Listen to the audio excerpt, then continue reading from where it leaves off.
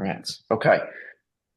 It is 11:46. We'll give folks another minute or so to join for our last breakout. It's been a really great morning, and we're looking forward to closing it out here with Tanya and Jamie from Open Ed Network. I'll introduce them in about a minute.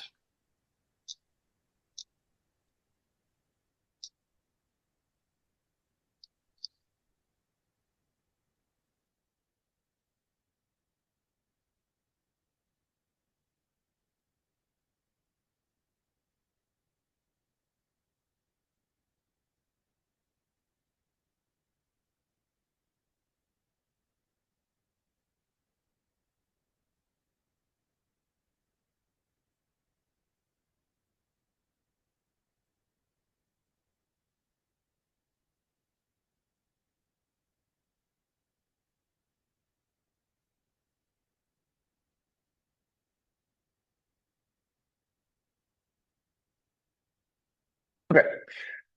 As I said, thank you for coming to our final breakout session of our summit, The Possibilities of Open Pedagogy with Tanya Grosz and Jamie Wittman. Tanya Grosz is the Director of Open Educational Program or Director of Educational Programs for the Open Education Network. She began her career as a high school English teacher before transitioning to college level teaching and administration and completing her PhD in education and online teaching and learning. She's been married for 32 years to a college basketball coach and has two grown daughters and a very spoiled schnauzer. That is her words, not mine. Jamie Wittman is the Open Educational Practices Specialist with the Open Education Network. She serves as the point of contact for all OEN-supported online platforms and technologies and brings experience as a former OER librarian to advance open educational practices. Jamie earned her MLIS from Florida State University. In her free time, she likes to hike, read, and spend time with her family. Take it away. Good morning, everyone, and welcome. Here we go. Okay. And next slide, please. So good morning. The Open Education Network is based at the University of Minnesota Twin Cities, which is built within the traditional homelands of the Dakota people. We thank the Dakota people for their persistence through a violent history. There's a lot of unrest and violence right now in my home state. So rather than dwell on that, I'll just point out that here in the Twin Cities, we believe that the strength of our community is measured by how we care for one another. And whether it's supporting each other through stocking food shelves or checking on each other during our legendary winters of 40 below wind chill, which just happened 2 weeks ago, or providing transportation, food, and necessities for our neighbors at risk, we're committed to showing up with empathy and action. Our focus remains on fostering a culture of kindness, and that gives me hope. Please feel free to acknowledge the Indigenous people to whom the land you are situated on belongs in the chat if you feel so inclined. Next slide, please. Thank you. So today we are going to talk briefly about the Open Education Network. We're going to cover some of the problems we face succinctly in higher ed. We're going to talk about a solution, which is open pedagogy, provide some base definitions, example, and benefits, talk about how AI might help us in our practice of open pedagogy, and share with you various ways you might get started with or continue engaging with open pedagogy. Jamie and I are grateful to be here with you today, and we encourage you to be comfortable. We're not very formal, so feel free to turn your camera on or off as you like. Feel free to ask questions by unmuting or putting your questions in the chat, whatever you prefer.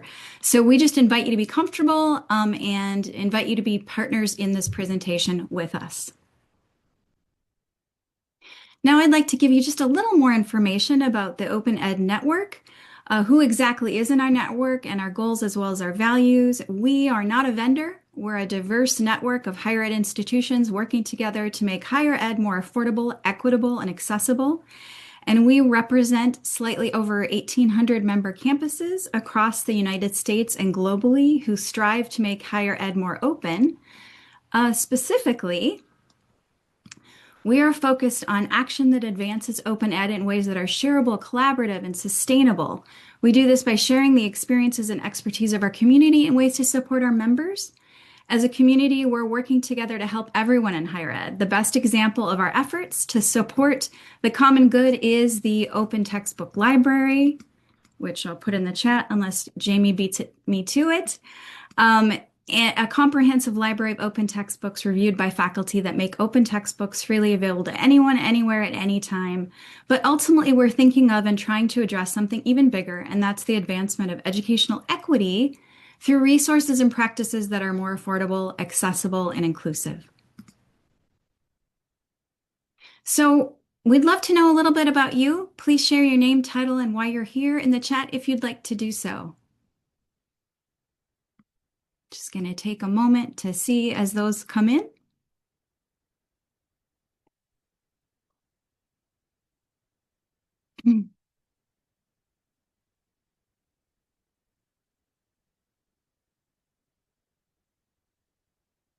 So welcome, and I think we'll advance to the next slide. All right. So we like to use Menti for our presentations. It gives us a little bit of a platform to capture some information and your thoughts on the presentation as we go, but also as a way to connect with each other. So you can scan the QR code on the screen here. You can go to menti.com and enter the code on the screen as well, if that's easier. So I'll leave this up for just another moment. And then I start to see some folks popping in on the screen there. And we'll jump to our first question. Right. And so it's been a day of presentations today, so checking in to see how everyone is feeling. I'm excited it's Friday myself. Feeling pretty good about that. Yeah. All right. Mellow, fabulous. No frazzled. That's always good on a day of lots of presentations and sessions. And the code is still up on the screen too if you still need to join, and I can also pull the QR code up if you need it. All right. And Linda just mentioned that they've run out of road salt in her area, and so we're in the midst of winter time, and so just seeing what everyone's favorite hot drink is to get them through the cold weather.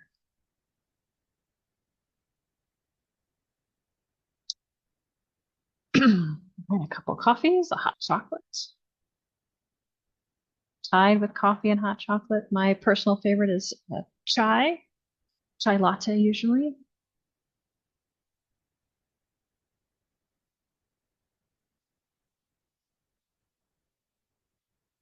Tanya's added a salted caramel latte.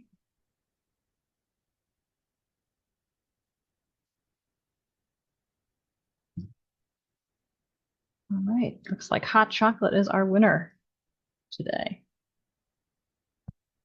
Thanks for checking in with us and just getting to know each other a little bit as we go through this presentation. I actually had a salted caramel pretzel latte yesterday. It was pretty amazing. Okay, so let's talk just a little bit about the problems facing higher ed, just to establish a baseline context for the practice of open ped. We know that cost remains a problem.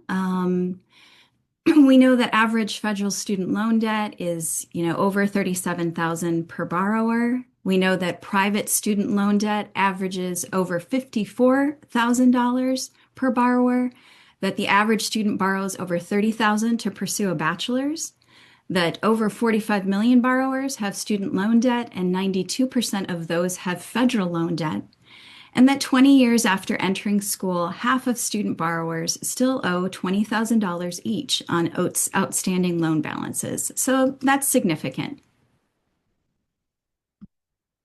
But it's not just the cost of a degree, it's the cost of the materials that help you get that degree.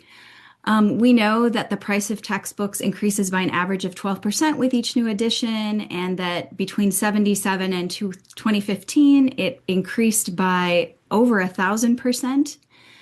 And that from 2002 to 2012, textbook inflation outpaced consumer price growth. So while it's great that we all seem to be more aware of the cost of course materials and we are implementing affordability initiatives, which is great, I think we've all experienced or know someone who's experienced the pain of a $200 textbook or a $75 access code that expires or you've been opted into, this happened to my daughter, into an inclusive or equitable access program without fully understanding the implications of it. And these problems impact some students more than others. So this is from the Balancing Act, the trade-offs and challenges facing Black students in higher ed. In this report from the Lumina Foundation, the report suggests that 6-year completion rates for any type of degree are lower for Black students than for those in any other racial or ethnic group, and 21% of currently enrolled Black students say that they feel discriminated against, frequently or occasionally at their institution. And in addition, while we have talked a little about students having to shoulder the burden of tuition costs and textbook costs, I also want us to consider, for example, the psychological messages we send to students in terms of who belongs and who doesn't, based on the need to pay expensive tuition and buy an expensive textbook that likely doesn't reflect any of the faces that look like theirs. So, these financial barriers and the inability sometimes to see themselves in the curriculum can have a direct impact on students' sense of belonging. And we've all seen the research about how sense of belonging is important to student success. So that's a very brief overview of the problems because all of you are in higher ed and know them. And I am aware that I'm just skimming the surface. But let's turn to one possible solution to making education more inclusive, affordable, and accessible. I'm aware it's a solution. It's not the solution. But I've been teaching for over 25 years. And for me, it's the most compelling solution I've come across as an educator. So based on the challenges we've discussed and many that we were missed, I'm sure, let's just talk about open pedagogy. And to be really clear, let's define its parts. Open first, and then pedagogy. So first, open. What is it? What does it mean? So just a reminder that when we use the term open, we define it as free plus permissions to do all these things on this screen. Because of its Creative Commons licensing, we can see we're an open book that you can do all the different things with, as opposed to a traditional lockdown proprietary book, might address some of the issues that we addressed earlier, affordability and culturally inclusive curriculum. When we enable users to engage with the content in all these ways through licensing, we get closer to achieving those learning outcomes. So again, because of the openness of whatever resource we're working with or we're creating, we're moving beyond what we can call the disposable assignment, where students do something to achieve an educational objective, and whatever has been created is then thrown away, and it's on to the next one. With open licensing, we can create something that gives back to future students of whatever class we're in. We can take something, we can make it better. In short, we can do better than a traditional disposable assignment. So basically, these open permissions allow us to think outside the box. For a more comprehensive definition, I really like this one from BC Campus, which centers students co-creating. So open pedagogy, also known as open educational practice, is the use of open educational resources to support learning. When you use open pedagogy in your classroom, you are inviting your students in to be part of the teaching process, participating in the co-creation of knowledge. One of my favorite open ped scholars, Rajiv Jhangiani, defines open pedagogy as an access-oriented commitment to learner-driven education. So that's one way of thinking about what open ped does. It invites students in to be a part of the teaching process, participating in creating knowledge along with you. So why open pedagogy? Why should we engage in this? It's different. It'll take time. It'll take scaffolding. The University of Texas Arlington Libraries answers that when they suggest that open pedagogy is the practice of engaging students as creators of information rather than simply consumers of it. It's a form of experiential learning in which students demonstrate understanding through the act of creation. The products of open pedagogy are student created and openly licensed so that they may live outside of the classroom in a way that has an impact on the greater community. And I mentioned earlier the sense of belonging and how students often don't feel that with proprietary textbooks. So back to sense of belonging, according to a study of more than 26,000 students across 22 four-year universities, students who are encouraged to feel that they belong are more likely to complete their first year. That's kind of obvious, right? But the intentionality and student centricness of open pedagogy really can help. And the evidence suggests that open pedagogy leads to positive student outcomes, such as development of critical thinking skills, greater self-direction, increased enjoyment of learning. Research also indicates that forms of open pedagogy may positively impact student engagement, help in building skills necessary for success at the college level, and enhance forms of motivation. So, in my experience as an educator, open pedagogy gets me closer to those goals of wanting all students to belong and wanting them to engage in action-oriented, student-centered learning more than any other teaching practice or pedagogy I've encountered. So, I'm going to turn it over to Jamie. Yeah. Thanks, Tanya. So in this overview of open pedagogy that Tanya just gave us, giving us a couple of different definitions and talking about how students can be the creators of content, is there anything in particular that really resonates with you as an instructor or a librarian, an admin who's working with folks? All right, and we'll read them out as they come in. So we got student-centered. Yeah, I think that is the overarching goal of open pedagogy, is to have this commitment to student-centeredness or learning-centered pedagogy.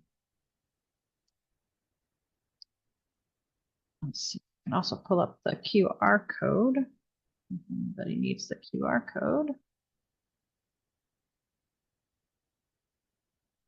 Unspoken messages.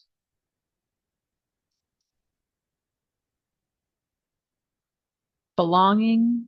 Yeah, absolutely.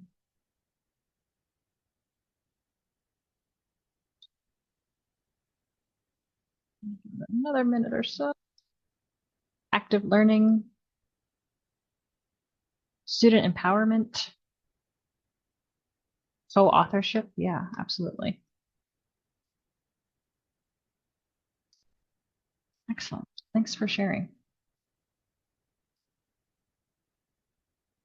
So how does open pedagogy address the problems that we've covered, that Tanya has been over? We're going to look at some actual examples of open pedagogy to answer this question. And so we've talked about the affordability aspect of OER and what can be produced from open pedagogy. But that's not the fundamental reason we want to practice open pedagogy. We want to move beyond that cost savings aspect. And so we practice open pedagogy because it's improved pedagogy. And so we're going to look at some examples of that and actual projects of how open pedagogy is integrated into the assignment design. So we have about 5 different examples to take a look at, the problems that they address, and how they've been able to do that with the assignment. Right. So our first example here is a Wikipedia assignment. This was developed as a final assignment in a course on gender and technology.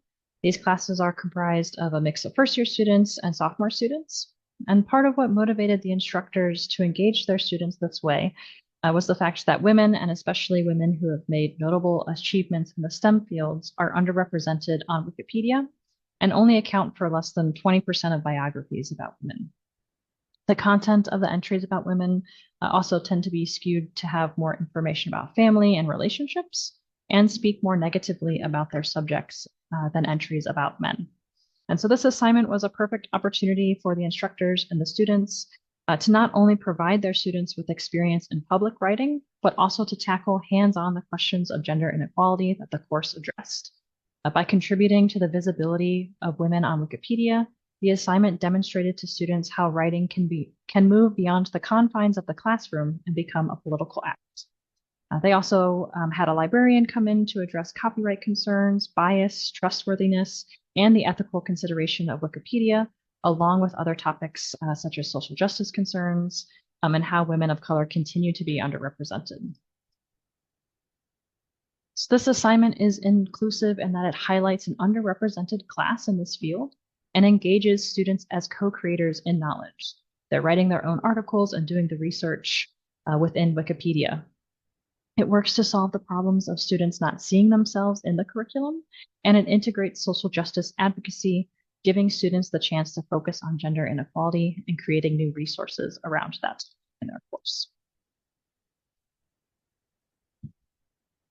All right, our next example is called A Celebration of What You Know, and it's from Maricopa Community College. It's a final assignment that gives students the choice of how to complete their final project for the course.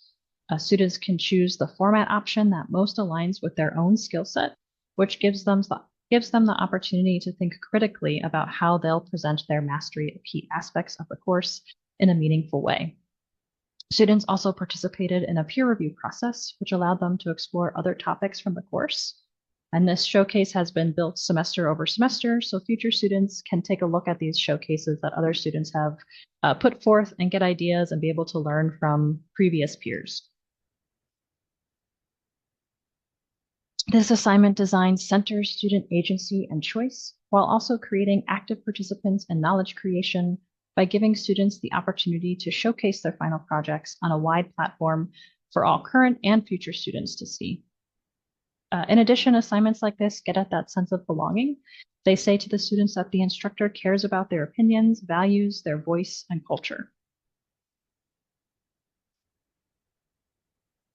Our next example is students co-designing a syllabus. So in this case, the class collaboratively generated student learning outcomes and expectations for themselves and the instructor. This process invites students to be more involved with what they're interested in, what they think is important, and how limited their sense of the topic and course is. Of course, in a case like this, the instructor still maintains the overall course priorities and learning objectives for the semester, but students now have a say in determining how they achieve those goals. When students co-design a syllabus, the instructor is intentionally centering the student experience, highlighting their agency in determining expectations for the behavior and shaping the learning outcomes. By inviting students into the process at an early stage, we can show that their contributions are valued, which leads to a more engaged community of learners. And by paying attention to students' area of interest and lack of understanding, we can make a more inclusive and engaging learning environment right from the beginning.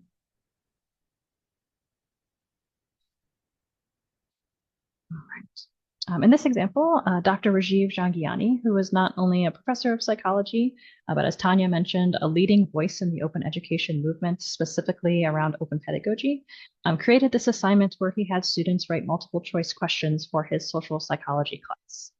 In the course, the students ended up writing over 1,000 questions to create a test bank that would accompany the OER textbook, and the process was scaffolded throughout.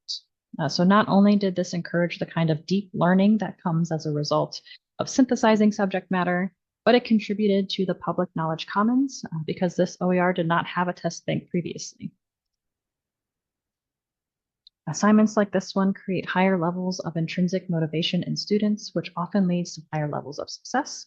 And they also help to deconstruct traditional power structures, telling students that they're smart enough to write test questions, centering their sense of agency and belonging.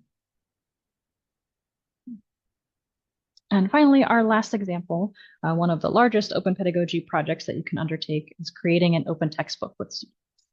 So this open textbook is the work of students at Clemson University. The students were involved in the planning process for the type of OER they created, which resulted in an open textbook. The goals were to meet the course learning objectives and to develop a product for the general public to use as a resource. Students worked together to divide the chapters up. And in addition to writing their individual chapters, they peer reviewed all of the chapters and provided feedback, which allowed for deeper understanding of the content. They also self-selected editing duties and completed that during the last revisions of the book. And the end of the semester feedback from the students was overwhelmingly positive. This assignment type helps to elevate and center the student voice and experience, again, saying to students that they matter, as well as having them co-create knowledge around a particular topic and produce something for the public.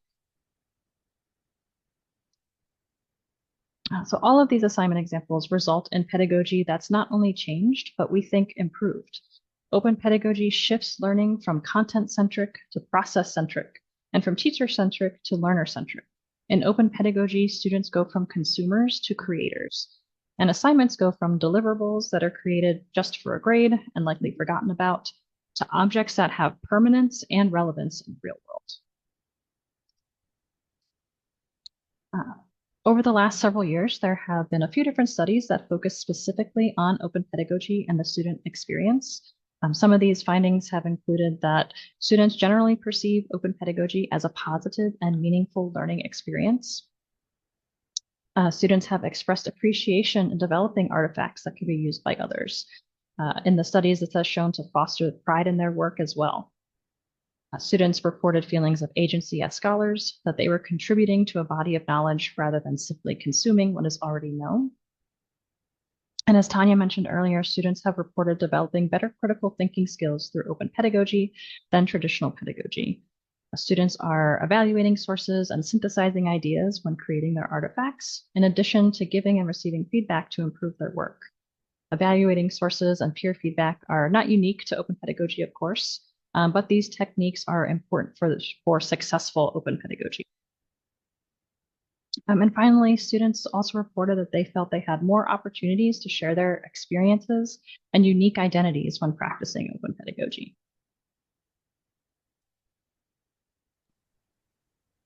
So we know, even though we don't necessarily want to mention it, we know that we'd be remiss not to mention AI since it's now ubiquitous.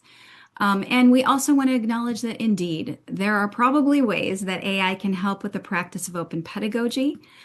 So we want to do so and we want to talk about it, but we want to also do so with eyes open about the advantages and potentially risks of its use. So, in the practice of open pedagogy, AI really can solve the blank page problem for faculty and students that are collaborating on open textbooks, resources, and modules. It can help with drafting and outlining to create a comprehensive table of contents, for instance, for a new open textbook based on specific learning outcomes. AI algorithms we know can scan massive OER repositories quickly, like the Open Textbook Library, to find the most relevant, high-quality chapters or videos. They can do smart summarization. It can condense long open access research papers into study snacks or executive summaries. We know that open pedagogy aims to remove barriers, and AI can assist in automating the technical labor that's required to make content truly open to all learners by using alt text generation, by specific tools that can use real-time captioning and make that much quicker and easier, by simplifying text and rewriting dense academic OER into simpler language. We're also aware that you could localize content using AI in order to make OER more culturally and linguistically relevant to a specific student body. You could do instant translation or incorporate contextual examples through, different prompts that you give to AI. We know that you can use AI for cultural adaptation. AI could suggest diverse names, historical figures, or regional cultural references. And we're aware, finally, that you can use and deploy AI in customizing content, whether it's generating scaffolded assignments, helping you in student-led remixing. So, we know that there are a lot of ways to utilize AI, but on the other hand, this is an image I recently saw, and the headline, "When Science Fiction Becomes Science Fact, the AI Dilemma." It really resonates with me and some of my fears about AI. So I think it's okay to have concerns and considerations as we move forward in our open practice. And Jamie's going to share some of those. Thanks. Yeah, so as Tanya said, there's really no way around generative AI at this point. Its existence is the tool has been so deeply implemented even into our daily lives that a simple Google search automatically pulls up an AI generated summary unless you turn that feature off. So I think we need to think about whether we want to fully embrace Gen AI or not and find that balance. But we do have to acknowledge that it's here, that we will likely use it. Students will use it, even if bans are put in place on a course level or an institutional level, it's not going to stop anyone from using it. And so that doesn't mean we shouldn't be cautious and that critical discussions around using Gen AI shouldn't. And like Tanya said, it might be an efficient way to think about open pedagogy. It can be a good time-saving partner in rewriting learning objectives, brainstorming alternative assignments, different options within an assignment, different publishing platforms. But we do need to do so with critical reflection of the potential dangers of Gen AI. And so this is not an exhaustive list of cautions or dangers when using Gen AI. And again, you might have your own pieces that you've been thinking about and have figured out a way to balance usage with these critical issues. But here's a look at just some of these dangers or cautions that we might reflect on. Accuracy, reliability, and bias. If you've used Gen AI at all, you'll know that it can create its own citations for entirely fake research papers, case studies, articles, and provide inaccurate or misleading information. Because it's trained by scraping data, there's also a very real risk that the information it provides continues to uphold stereotypes related to race, gender, culture, and more. We must examine and think on the power structures that are in place and embedded within these systems, whose voices continue to be left out, and who are the decision makers behind the data. Intellectual property and copyright is another concern. Many creators, authors, artists, researchers are losing their copyright to these large language models that are scraping this information from the internet. Most of the mainstream models of Gen AI are trained on data that is taken without the permission of the original creators. Currently, there is no set in stone procedure or a legal case that has decided who owns what an AI model produces and how to keep our own intellectual property from being absorbed into an LLM. There's also a fear that certain jobs may be replaced by AI. I think that's maybe less likely with Gen AI, but more realistically, that jobs will drastically change in their scope and workers will have to retrain, which can come at a great cost to them.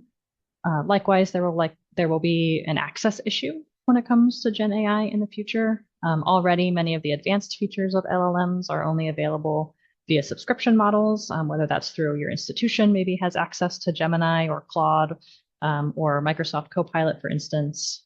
But not everyone is going to be able to afford to do that on an individual basis. And as the capabilities of Gen AI continue to grow, many will be left without the same level of access or any access. And the last one on here is environmental impact. Currently, Gen AI's usage impact on the environment is unsustainable. Not only do the data centers that run the machines and equipment use a lot of electricity, they consume tons of water to cool the equipment so that it can remain functional. And the components needed to create GPUs and other machine parts require raw materials that are not always ethically sourced. And again, this creates a huge disparity in communities across. And so all of that to say that these dangers are maybe not a deal breaker for using Gen AI, depending on how you're using it. I think we all need to determine at which level we're comfortable using it or supporting the usage of it. And I have a link to a resource on here on how to teach with AI transparency statements so that not only you, but if you're working with students on it, you can have this critical reflection of of the usage of Gen AI. And without being able to reflect on it and think about how we're using it, we lose the point of open pedagogy, which is learner agency, transparency, infusion of social justice, and authentic learning.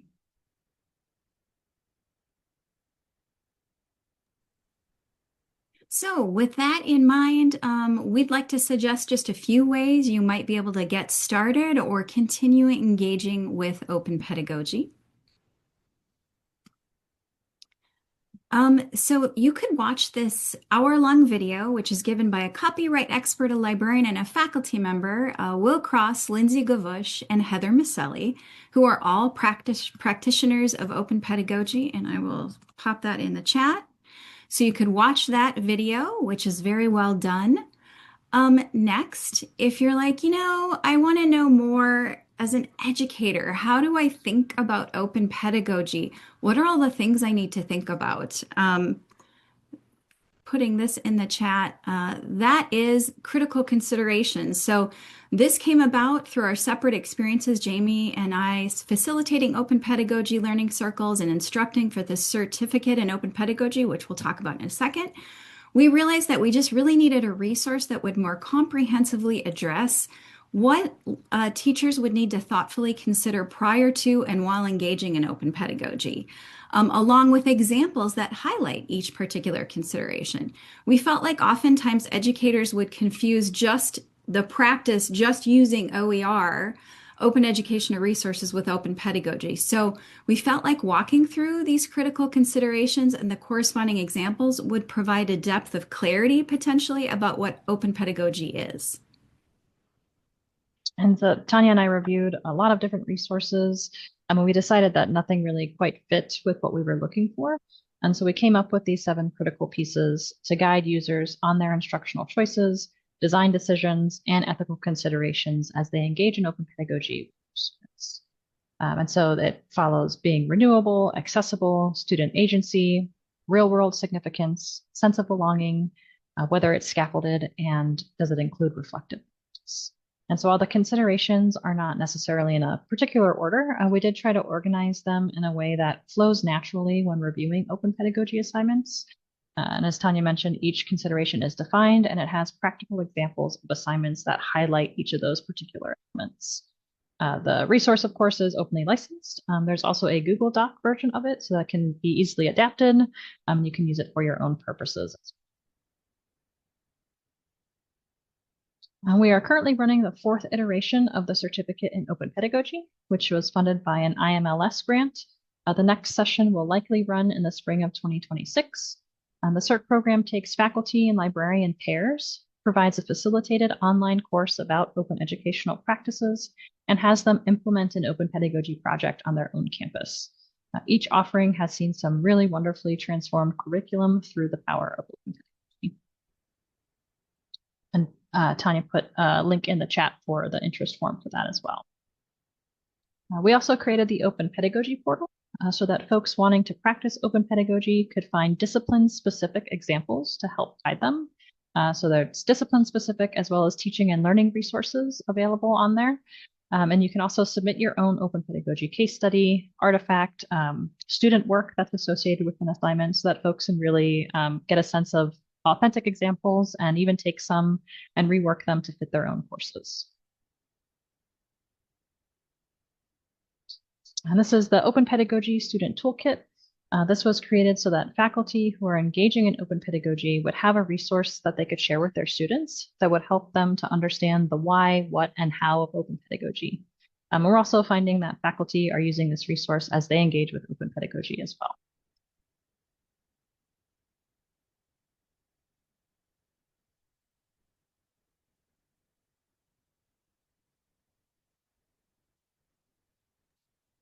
And then twice a year, we offer the 7-week-long open pedagogy learning circles. Those meet for 1 hour a week. We offer these free to our members. Jamie is facilitating, and I'll pop the link in the chat. We have some room left, so please feel free to consider applying. And then we have just a whole, oh, sorry, Jamie, this is you, but feel free to check out our website for more open pedagogy related resources. I'm going to pop that in the chat and then I'll turn it over to Jamie. Yeah, and all the resources that we've talked about are all linked on this page, so you can get back to any of them if you're interested in them. And then to kind of wrap up our presentation today, just thinking about what's one thing that you might be taking away from today's session.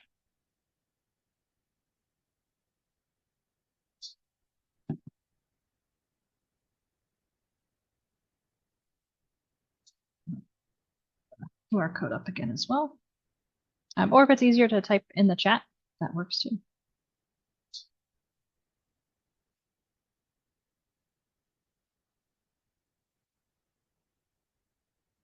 Yes, or unmute if you'd like.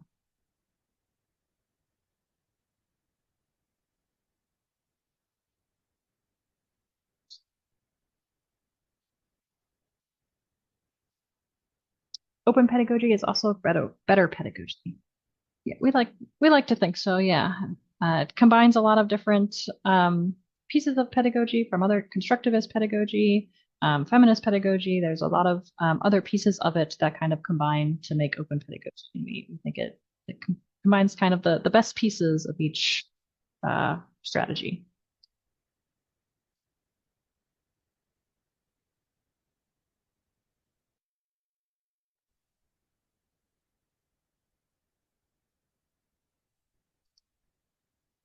And I'll leave this up as well. But if there's any questions or thoughts or comments that you'd like to share, uh, we're happy to take them.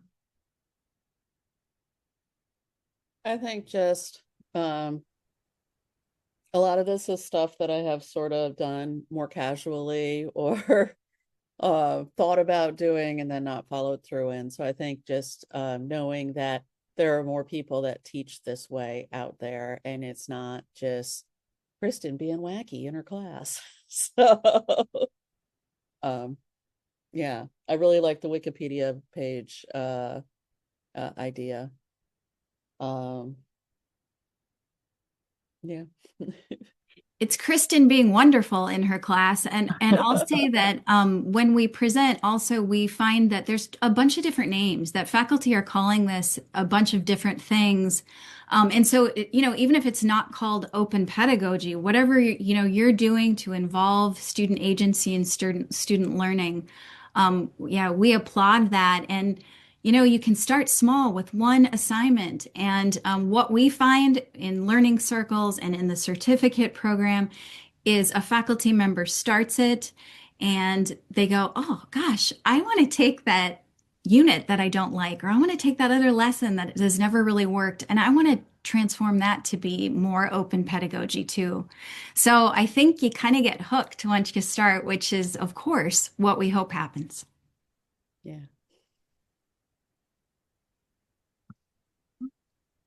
Another comment in Menti, I want to encourage faculty to implement the student assignment examples. In a way, will help expand OER and OP understanding. Yeah, absolutely.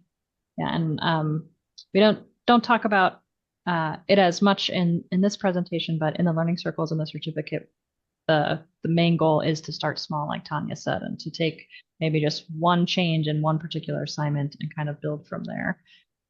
And it's a really great way to encourage folks and get them excited about doing it when they don't think they have to revamp their entire course all at once. Yeah. It can be daunting if you think about incorporating a lot of these at the same time. Absolutely. Yeah.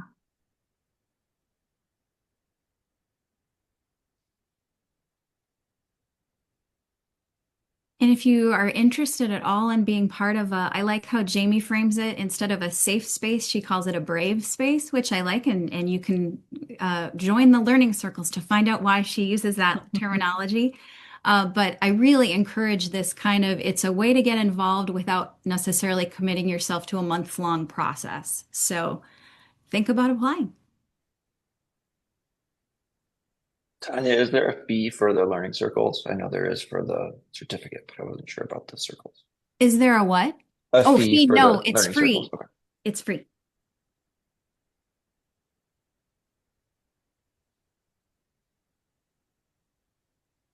Well, we appreciate being with you all this morning. Any Yes. other questions before we wrap up?